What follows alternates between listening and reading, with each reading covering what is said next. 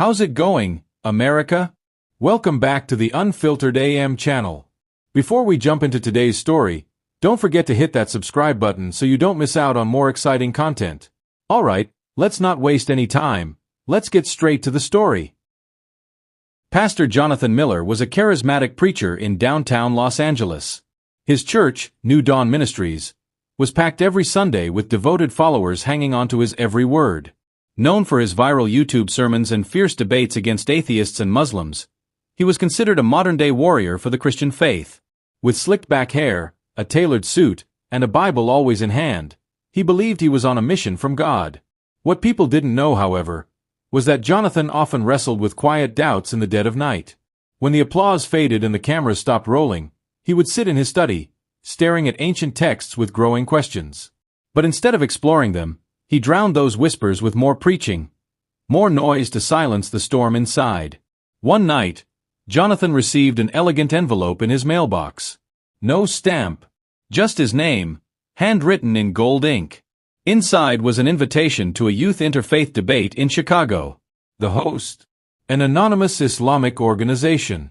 He almost laughed until he saw the theme, Truth Fears No Questions. For a reason he couldn't explain, his hands trembled as he held the letter. Jonathan initially scoffed at the idea of debating teenagers. A lion doesn't argue with cubs, he joked to his assistant. But the phrase on the invitation haunted him for days. Something about it felt personal. Against his better judgment, and without informing his board of elders, he booked a flight to Chicago. Upon arriving at the venue, a sleek, modern conference hall filled with young minds from various faiths, Jonathan expected to meet an imam or scholar. Instead, he was introduced to a soft-spoken boy in a simple gray hoodie, no older than 17. "This is Yusuf Ahmad," the coordinator said. "Your debate partner." Jonathan blinked. "A kid." He chuckled. "This won't take long." What he didn't expect was the way Yusuf looked him in the eye. Not with arrogance, not with fear, but with a quiet confidence that unnerved him. "Thank you for accepting the invitation, Pastor," Yusuf said calmly. "I've been waiting for this moment since I was 9. Jonathan paused. Something about the way Yusuf said it wasn't a challenge. It was a promise. The debate hall buzzed with excitement. Young adults filled every seat, cameras were rolling, and moderators stood by. Jonathan stood tall, opening with powerful scripture and fiery rhetoric about salvation and the cross. His voice boomed. The crowd listened, wide-eyed. Then it was Yusuf's turn. The young orphan didn't shout or preach. Instead, he began by reciting a verse from the Quran in Arabic, then calmly translated, "Invite to the way of your Lord with wisdom and kind advice." His tone was gentle but piercing. Rather than attacking Christianity, he told stories, about prophets, about peace, about his journey fleeing war-torn Aleppo. He spoke not to win, but to share. Jonathan found himself listening. And then, Yusuf said something that made the room fall completely silent. "I lost my parents under a church's rubble. But I never blamed God. I searched for him instead." The air changed. The audience leaned forward. Jonathan, for the first time in years, had no words. Jonathan tried to regain his composure. He questioned the Quran's authenticity, cited verses that seemed contradictory, and demanded Yusuf defend the prophet's character. Yusuf didn't flinch. Instead, he answered each question with historical references, original Arabic, and even references from the Bible itself. His calmness was disarming. Then came a twist Jonathan wasn't prepared for. Yusuf said, "Pastor, did you know the Bible never records Jesus saying, 'I am God, worship me'?" He quoted theologians and early Christian historians. Jonathan opened his mouth, but nothing came out. A teenager, an orphan, was dismantling his foundation with grace and precision. To make things worse, or better, Yusuf never raised his voice. He ended his turn by saying, "If I'm wrong, may God guide me. But if I'm right, may He guide you too." The humility in that statement struck Jonathan like a brick. The audience, though respectful, had shifted. They weren't clapping for the louder voice. They were leaning into the quieter truth. That night, Jonathan couldn't sleep. He kept hearing Yusuf's words. The kid didn't humiliate him. He humbled him. Tossing and turning in his hotel bed, Jonathan had a vivid dream. He was walking through a church that collapsed into sand, and inside, a boy lit candles with verses of light. He woke up sweating. He reached for his Bible, but instead found himself Googling Quranic verses Yusuf had mentioned. He expected to feel anger, but he felt curiosity. More than that, he felt something he hadn't in years. Hunger. Not for a win, but for something real. And it terrified him. In a moment of weakness, or honesty, he messaged Yusuf on Instagram. "Can we talk? Off the record." Less than a minute later, Yusuf replied, "Of course. The truth doesn't hide." Jonathan met Yusuf at a quiet cafe on the outskirts of Chicago. No cameras. No microphones. Just two souls on opposite ends of faith, yet strangely aligned. Jonathan opened with honesty. "I've never lost a debate. But you didn't beat me. You made me question why I've never asked myself certain things." Yusuf simply nodded and sipped his tea. They spoke for nearly 5 hours. Yusuf answered questions Jonathan had buried since seminary, about the Trinity, the canonization of the Bible, and the role of prophets. Jonathan expected rehearsed apologetic. Instead, he got personal stories, logic, and, most powerfully, a quiet love for God that didn't need to shout. Before they parted, Yusuf handed Jonathan a gift, a leather-bound English translation of the Quran with Yusuf's handwritten note inside, "Read with an open heart, not a debating mind." The note made Jonathan pause. For the first time, he looked at the Quran not as a challenge to defeat, but a message that might actually speak to him. Back in his hotel room, Jonathan held the Quran like it was a forbidden object. Then he remembered a memory he hadn't touched in years, his childhood. A 10-year-old Jonathan asking his Sunday school teacher, "Why would God need a son?" The teacher brushed it off. "Don't question. Just believe." But the question never left. That night, he had another dream. He was in a desert, lost. He saw a bright light, and a young Yusuf walked past him, reciting Arabic verses that turned the sand into water. Jonathan tried to call out but couldn't speak. When he woke up, his pillow was wet with tears. He opened the Quran and began reading from the beginning. "This is the book about which there is no doubt." It hit differently now. Each verse wasn't an argument. It was a whisper. And for a man who had always shouted from the pulpit, the whisper was strangely louder than anything he'd ever preached. Back in Los Angeles, Jonathan continued his ministry as usual. Publicly, nothing had changed. But privately, everything had. His sermons became less dogmatic and more introspective. His congregation noticed, whispering among themselves. Some found his new tone refreshing. Others were concerned. He spent nights reading both the Bible and Quran side by side, drawing comparisons and contradictions. He started watching lectures by Islamic scholars and even messaged Yusuf late at night with questions. Yusuf never judged. He simply replied, "Keep searching. Don't stop where it's comfortable." One night, Jonathan found himself weeping alone in his study. Not because he was afraid, but because for the first time he felt like he was meeting God without layers. No hierarchy. No middleman. Just one. And in that stillness, he whispered something he'd never imagined saying, "What if? I've been wrong." Unable to bear the tension building inside, Jonathan booked a quiet flight back to Chicago. No announcements. No staff. Just a hunger to see Yusuf again. They met in a small masjid, Yusuf sitting cross-legged on a prayer mat. "I knew you'd come back," he said with a smile.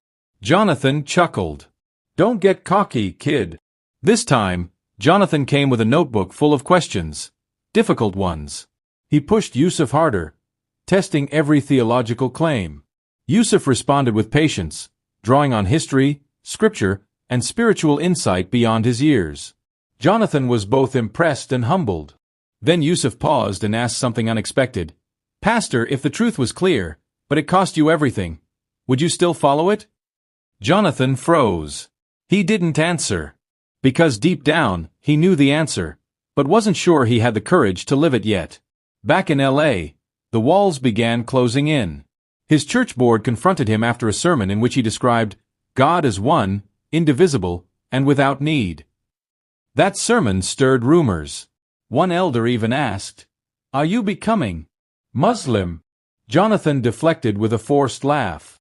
But inside, panic grew. His wife noticed the Quran on his desk. "What's this?" she asked, trying to stay calm. He couldn't lie. "I'm studying it." Her eyes welled with confusion and betrayal. She didn't scream, but her silence was louder than anything he'd ever heard.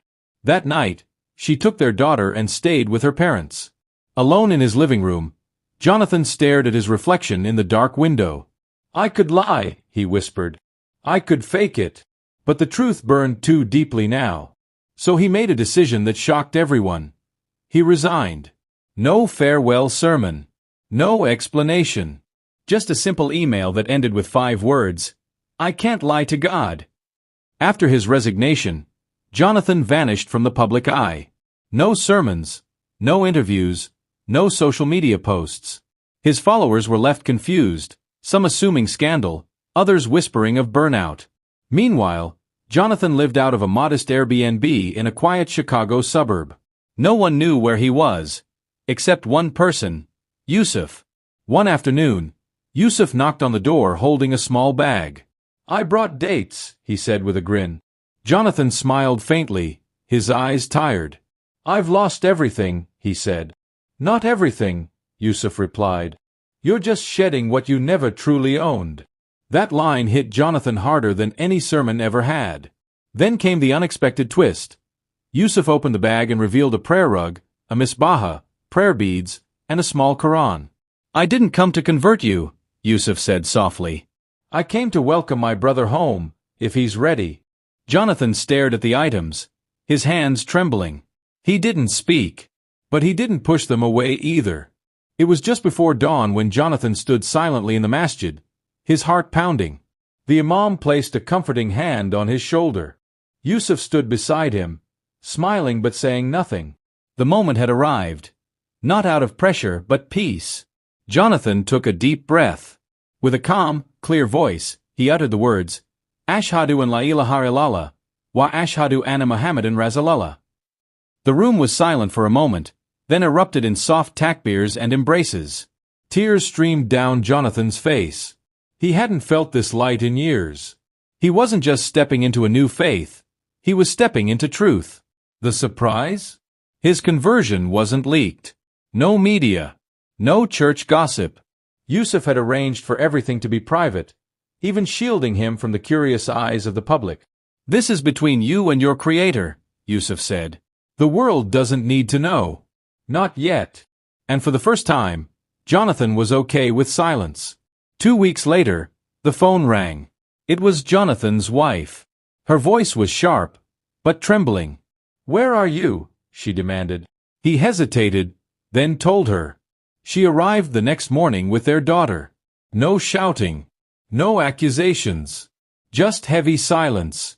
Their daughter ran to him, unaware of the storm brewing between her parents. They sat at a cafe across from the masjid.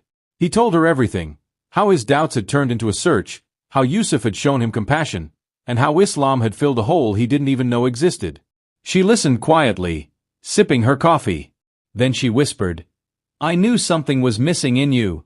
I just never thought this was it." The shock came next. "I want to understand," she said. "Not for me. For our daughter. If this is the man you are now, I want to know who he is." Jonathan blinked. Of all the outcomes he expected, rage, divorce, exile, curiosity was the last thing he saw coming. A small spark of hope ignited inside him. Jonathan began bringing his daughter to the masjid. At first, she just played with Yusuf's younger siblings in the courtyard. But slowly, she started listening. His wife came too, quietly, at the back, watching, asking questions, sometimes joining Yusuf's mother for tea. It wasn't a conversion. It was a thawing. One Friday, during Jumu'ah, Jonathan noticed something different. His wife wore a modest scarf, not fully covering, but symbolically powerful. "Just wanted to see how it feels," she said with a shy smile. The community welcomed her warmly.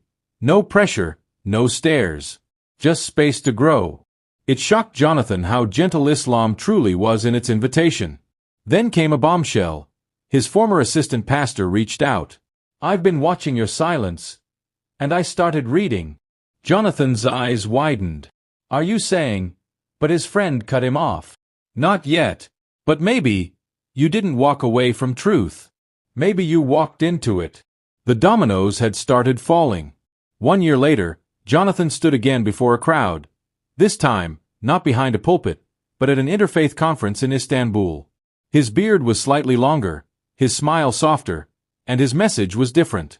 I didn't convert to escape Christianity, he said. I embraced Islam to meet the God I was always trying to find. He shared his journey with honesty. How Yusuf, a fatherless teen, had taught a global preacher what no seminary ever did: humility. The crowd gave a standing ovation, not for his eloquence, but his sincerity. Among them were former church members, old critics, and even a few silent seekers now inspired to read the Quran for the first time. The closing surprise? Yusuf was invited to the stage. Now a young man, he stood beside Jonathan. Truth doesn't care about age or title, he said. It only cares about the heart. As they embraced under the conference lights, a verse echoed in the background. Indeed, Allah guides whom He wills. 6 months after the Istanbul conference, Jonathan received an invitation from a popular Christian podcast, one that had previously condemned his silence. He hesitated. They might try to humiliate you, Yusuf warned. But Jonathan replied, let the world hear the truth. Even if they mock me, some will listen. The interview was intense. The host opened with, so, pastor turned Muslim, how does it feel to betray the faith you once preached? Jonathan didn't flinch. I didn't betray anything. I followed where the truth led me. For an hour, he calmly answered every accusation, quoting both Bible and Quran, leaving the host speechless by the end. The shock came after the show aired. The episode became their most watched ever. Emails flooded in, not hate, but curiosity. One message stood out. I've been a pastor for 20 years. I think I'm starting to feel what you felt. Jonathan forwarded the email to Yusuf with a single line. It's starting. Years passed. Yusuf graduated with a degree in comparative theology, inspired by Jonathan. Together, they founded an online platform connecting truth seekers from around the world. Christians, Muslims, atheists, offering a space for honest questions without fear. They called it the Open Path. Jonathan's daughter grew up surrounded by both Christian and Muslim traditions. One day, out of her own will, she said to him, Dad, I want to wear the hijab. Tears welled up in his eyes, not because he forced her, but because she chose. His wife, now an active interfaith speaker, stood proudly by her side. The final surprise came from Yusuf. At a conference in Jordan, he took the stage and revealed, the boy they once called an orphan with too many questions is now standing here because a former Christian pastor listened instead of debated. The crowd stood, and Jonathan smiled from the front row, no longer Pastor Jonathan, but simply Brother Yahia, a soul who lost everything, and found everything that mattered.